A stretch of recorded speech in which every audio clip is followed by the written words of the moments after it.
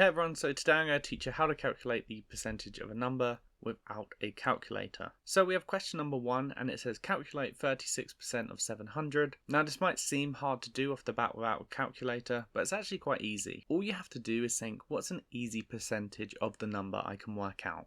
So 700 is all 100%. So for example, we could work out 10%. That's quite easy. 10% versus 100%. We can just divide the number by 10 and that will give us 10%. And this 10% or whatever percent you want to work out, it will really be dependent on the number you're working with. So if you're working with a different value, you might think, oh, 5% is easier to work out, or 7%, or whatever it might be. So for example, 10% of 700 is going to be 700 divided by 10, and that's going to give us 70. So now we know what 10% of 700 is, we can work out 30%. So 30% is just going to be 3 times 10%. So that's going to be 3 times 70, which is going to give us 210. Okay, so we've got to 30% now, but we need 36%. Well, if we want to work out 6%, we could just work out 1% first, and then times that by 6 after. So 1% is going to be 700 divided by 100, because as we said, 700 is the whole 100%. So if we want to get 1% from 100%, we just divide it by 100. So 1% is equal to 700 over 100, and that's going to be equal to 7. So we know 1% is 7.